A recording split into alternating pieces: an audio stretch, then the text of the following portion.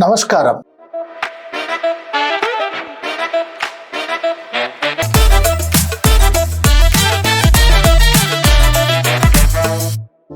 నాగర్ కర్నూలు జిల్లా నాగర్ కర్నూలు మండలం కొమ్మెర మల్లన్న జాతరలో ఏం జరిగింది? రజక దంపతులు చక్లేశ్వర్ గణేష్ మౌనికల 2 నెలల చిన్న పాప ఎందుకు మరణించింది? ఈ మరణానికి ఎవరు కారణం? ఇంతకీ ఈ కొమ్మెర మల్లన్న జాతర అక్కడ దేవాలయం ఎవరిది? అంటే దేవాలయాలు జాతరలు ఒక వ్యక్తులే ఉంటాయా? అది ఒక వ్యక్తులకు సంబంధించి ఉంటుందా? అది ఆ సొంత దేవాలయం అయితే దాన్ని జాతర జరిపితే జాతరలో అందరూ వస్తారు కదా. అలాంటప్పుడు భక్తి మీద కులం ముద్రలు ఎందుకు? భక్తి పేరుతో దేవాలయాలు మూసేసే పరిస్థితి ఎందుకు? దేవాలయాల గేట్లలో కులం పేరుతో అవమానపరిచేటువంటి పరిస్థితి ఇంకెన్నాళ్ళు? ఫ్రెండ్స్, మన దేశం చంద్రుడి పైకి వెళ్ళింది. మనం డిజిటల్ ఇండియాలో ఉన్నాం. మన ప్రధానమంత్రి, మన ముఖ్యమంత్రులు AI యుగంలో అడుగు పెట్టబోతున్నారు. అయినా ఈనాటికి కులం మాత్రం పడల్లో వదిలిపెడతలేదు. కుల గజ్జి మాత్రం వదిలిపెడతలేదు. కుల దురంకారం మాత్రం ఆధిపత్య కులాల మెదళ్లలో ఇంకా నిండి ఉంది. ఇది 1910, 15, 20 సంవత్సరం కాదు, 2026వ సంవత్సరంలో ఉన్నాం మనం. అయినా కుల వివక్షలు, హత్యలు, అత్యాచారాలు, దాడులకు అడ్డు అదుపు లేకుండా పోతుంది. ప్రభుత్వం ఏం చేస్తుంది? చట్టాలు ఏం చేస్తున్నాయి? పోలీసులు ఏం చేస్తున్నారు? రాజ్యాంగం ఏం చెప్తుంది? మనం ఒకసారి చరిత్ర చూస్తే మన దేశ చరిత్రలో ఇలాంటి అవమానకరమైనటువంటి ఘటనలు చాలా జరిగాయి. 1930లో కాలారాం దేవాలయ ప్రవేశం కోసం పెద్ద ఉద్యమం నడిచింది. అది డాక్టర్ బాబాసాహెబ్ అంబేద్కర్ నాయకత్వంలో రోజుల తరబడి నిరాహార దీక్షలు కొనసాగాయి. ఎందుకు? మమ్మల్ని మనుషులుగా గుర్తించాలి అని, మా ఆత్మగౌరవ పోరాటం అని, దేవుడు అందరివాడు అని, దేవాలయం అందరిది అని జరిగింది. అలాగే కేరళలో వైకోం ఉద్యమం జరిగింది. ఆ ఉద్యమాన్ని పాల్గొని ఉధృతం చేసినందుకే వైకోం వీరుడు అనేటువంటి బిరుదు ఈవీఆర్ రామస్వామి పెరియార్కు వైకోం వీరుడు అనేటువంటి బిరుదు వచ్చింది. ఎందుకు జరిగినాయి ఈ ఉద్యమాలు? ఎందుకు జరిగినాయి ఈ పోరాటాలు? మేము మనుషులమే అని చెప్పినందుకు, మనుషుల్ని రానివ్వనందుకు, మనుషుల ఆత్మగౌరవాన్ని అణిచివేసినందుకు. కాలారాం దేవాలయ ప్రవేశం కానివ్వండి, వైకోం ఉద్యమం కానివ్వండి, ఇలాంటి అనేక ఉద్యమాలు జరిగినాయి దేశంలో.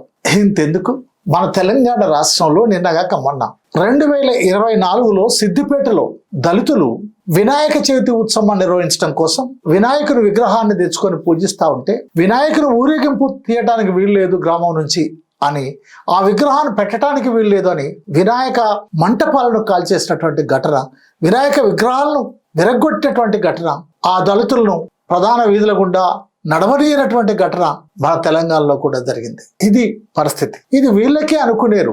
సామాన్య గ్రామంలో ఉండేటువంటి దళితులకు లేక రజకులకు లేక బీసీలకు అనుకునేరు కాదు. సాక్షాత్తు మన దేశ రాష్ట్రపతులు, దేశాది నేత రాష్ట్రపతి KR నారాయణన్ స్వయంగా రాసుకున్నాడు ఆయన చరిత్రలో, కుల వివక్షకు నేను గురయ్యాను అని. అలాగే రామ్నాథ్ కోవింద్ గారు కానివ్వండి, ఇప్పుడు దేశ అధ్యక్షురాలుగా ఉన్నటువంటి ముర్ము గారు కానివ్వండి, గుళ్ళలకు రానివ్వలేదు, గుడి బయటనే పూజలు చేయించారు అనే అటువంటి ఒక వార్తలు కూడా వచ్చాయి. వాటిలో నిజాలు ఏమున్నప్పటికీ కూడా వారు వివక్షను ఎదుర్కొన్నారు, వివక్ష ఎదురైంది అనేది మాత్రం సోషల్ మీడియాలో పెద్ద ఎత్తున వైరల్ అయింది. ఇక రాష్ట్రపతులకే ఆ పరిస్థితి ఉంటే సామాన్య దళితులకు, సామాన్య బీసీలకు, సామాన్య ఎస్టీలకు ఏ పరిస్థితి ఉండాలి? మేమంతా హిందువులం, గంగాజల బిందువులం, మనమంతా బంధువులం అని చెప్పే RSS, విశ్వ హిందూ పరిషత్, బజరంగ్ దళ్, బీజేపీ నాయకులకు ఈ రజక దళిత బిడ్డ కనిపించలేదా? ఆ మరణం వాళ్ళని కదిలించలేదా? అలా చనిపోవటాన్ని వాళ్ళు స్వాగతిస్తారా? ఎందుకు నాగర్ కర్నూలు వెళ్ళలేదు? BRS వెళ్ళింది, CPM వెళ్ళింది, కులవివక్ష పోరాట సంఘం వారు పోయారు, బహుజన సమాజ్ పార్టీ వెళ్ళింది, BC సంఘాలు వెళ్ళాయి, అనేక మంది అనేక ఉద్యమాలు నిర్వహిస్తున్నారు ఈ ఆటకి కూడా.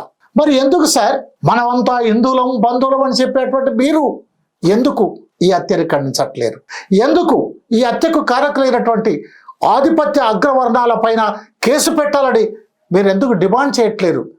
బండి సంజయ్ గారు, ఈటెల రాజేందర్ గారు, 4 ఎంపీలు ఇక్కడి నుంచి ఉన్నారు, మంత్రి కిషన్ రెడ్డి గారు ఉన్నారు, కేంద్ర మంత్రి, 10 మంది ఎమ్మెల్యేలు ఉన్నారు, వెంకటరమణారెడ్డి గారు ప్రతిపక్ష నాయకుడు.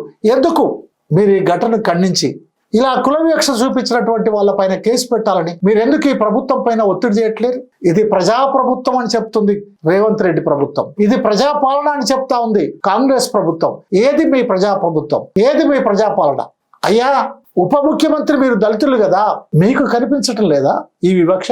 మంత్రులుగా ఉన్నటువంటి మీరు, సీతక్క కానివ్వండి, లక్ష్మణ్ గారు కానివ్వండి, దళిత మంత్రులుగా ఉన్నటువంటి వీరందరూ కూడా, వెనకబడ్డ వర్గాల నుంచి మంత్రులుగా ఉన్నటువంటి పొన్నం గౌడ్ గారు కానివ్వండి, మీరంతా కూడా ఎందుకు ఈ నాగర్ కర్నూలు ఘటనలు ఖండించట్లేరు? ఎందుకు ప్రభుత్వంలో ఉన్నారు గనకనే నోరు మోసుకుంటున్నారా? ఇలాంటి దాడులు ఇంకా కొనసాగించాల్సిందేనా? మీరంతా మన రాజ్యాంగంపై ప్రమాణం చేసి మంత్రులయ్యారు, అధికారంలోకి వచ్చారు. రాజ్యాంగం ఏం చెప్తా ఉంది? ఆర్టికల్ 14 ఏం చెప్తా ఉంది? దేశ పౌరులందరూ సమానత్వ హక్కును కలిగించింది పౌరులందరికీ. మరి ఆ సమానత్వ హక్కు ఈ రజకు దంపతులకు లేదా? గణేష్ మౌనికలకు సమానత్వ హక్కు లేదా? వారికి రాజ్యాంగం వర్తించదా? ఆ పసిపాప, ఆ గలాటలో పసిపాప కింద పడి చనిపోతే తొక్కిందని వాళ్ళు అంటున్నారు. తొక్కేదో తొక్కలేదో విచారణ జరిపించాలి, తొక్కినటువంటి వాళ్ళపైన చర్య తీసుకోవాలి. బట్ గలాటకు కారణమైంది, ఆ గొడవకు కారణమైంది. అది రాజ్యాంగ వ్యతిరేకమైనటువంటి గొడవ కాదా? అంతేకాదు ఆర్టికల్ 17 మన రాజ్యాంగం ఏం చెప్తా ఉంది? అస్పృశ్య నివారణ గురించి చెప్తా ఉంది. అంటరానితనం తప్పని చెప్తా ఉంది. అంటరానితనం మనిషిని ముట్టుకోవటమే కాదు, దేవుణ్ణి చూడనీయకపోవటం కూడా అంటరానితనమే. దేవుణ్ణి చూడనీయకపోవటం కూడా అవమానకరమే. దేవాలయంలోకి రానియకపోవటం కూడా అది ఒక అమానుషమైనటువంటి చర్యనే. మరి అది రాజ్యాంగానికి వ్యతిరేకం కాదా? చట్ట వ్యతిరేకమైంది కాదా? మీకు ఈ జాతరలో ప్రవేశం లేదు, మీకు ఈ దేవాలయంలో ప్రవేశం లేదు అని చెప్పే హక్కు ఏ పెద్దలకైనా ఉంటుందా? రాజ్యాంగానికంటే ఆ పెద్దలు ఎక్కువ వాళ్ళ? రాజ్యాంగం పెద్దదా, పెద్దలు పెద్దరా? ఆ గ్రామ పెద్దలో, ఆధిపత్య కులాల వాళ్ళు, లేక ఆ ఆలయాన్ని లేకపోతే ఆ జాతరను నిర్వహిస్తున్నటువంటి వాళ్ళు రాజ్యాంగానికి అతీతులా, చట్టానికి అతీతులా? ఒక్కసారి ఆలోచించండి. దేవాలయాన్ని, జాతరలను, దేవుళ్లను ఎవరు నియంత్రించలేరు. భక్తి ఆయా వ్యక్తుల యొక్క వ్యక్తిగత విషయం. భక్తి పైన ఆంక్షలు పెట్టడం అనేది, ఆంక్షలు విధించడం అనేది అది నిరంకుశత్వానికి, కుల ఆధిపత్యానికి ఒక నిదర్శనం. సమానత్వం లేని భక్తి అది మూఢభక్తి. మనిషిని మనిషిగా చూడనటువంటి భక్తి అది అమానుషమైనటువంటి భక్తి. మనిషిని దేవుళ్ళలోకి రానినటువంటి ఆ దేవుడు గాని, దేవాలయం గాని అది మనుషులకు కాకుండా రాక్షసులకు అవకాశం ఇస్తుందేమో తెలియదు. మరి దేవుని దృష్టిలో మనుషులందరూ సమానమే కదా. కులం ఆధారంగా గుళ్ళోకి, దేవుళ్ళలోకి రానినటువంటి మన దేశంలో ప్రజాస్వామ్యాన్ని గురించి ఎలా మాట్లాడతాం? ఎలా మాట్లాడగలుగుతారు? మాది ప్రజాపాలన అని ఎలా చెప్పగలుగుతారు? మాది ప్రజాప్రభుత్వం అని ఎలా చెప్పగలుగుతారు? రేవంత్ రెడ్డి గారు, బట్టి విక్రమ గారు, సీతక్క గారు, లక్ష్మణ్ గారు, పొన్నం ప్రభాకర్ గారు, మీరు చెప్పండి. రాజ్యాంగం పెద్దదా? చట్టం పెద్దదా? కుల ఆచారాలు, సాంప్రదాయాలు, కట్టుబాట్లు పెద్దవా? కుల దురాచారం ఉన్నంత కాలం, కుల వివక్షలు ఉన్నంత కాలం, మనిషిని మనిషిగా చూడనంత కాలం మనం సూపర్ పవర్ కాలేం. మనం ఏ యుగంలోకి పోయినా, మనం చంద్రమండలం పోయినా, మనం మలినం, కులం అనేటువంటి మలినాలను మనం కడుక్కోలేకపోతే, అలాంటి జబ్బును మనం వదిలించుకోలేకపోతే మన దేశానికి, మన ప్రజలకి అదొక అవమానకరం, అదొక అత్యంత దుర్మార్గమైనటువంటి చర్యగా ఉంటుంది. అందుకే మన దేశాన్ని ప్రజాస్వామ్య దేశంగా కాపాడుకుందాం, మన రాజ్యాంగాన్ని కాపాడుకుందాం, మన హక్కుల్ని కాపాడుకుందాం, చట్టాల్ని కాపాడుకుందాం.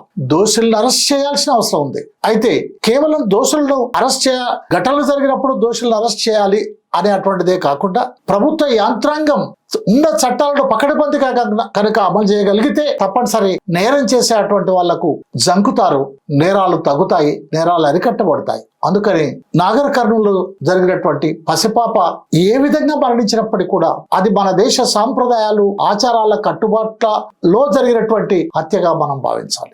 అది సమాజం చేసినటువంటి ఒక హత్యగా మనం భావించాలి. అప్పుడు మాత్రమే మనం పరిష్కారాన్ని కనుగొనగలుగుతాం, అలాంటి సమాజాన్ని బాగు చేసుకోగలుగుతామని మనవి చేస్తూ చూస్తూనే ఉండండి బొజ్జ భిక్షమయ్య యూట్యూబ్ ఛానల్. సబ్స్క్రైబ్ చేయండి, షేర్ చేయండి, లైక్ చేయండి, కామెంట్ చేయండి. Thank you very much.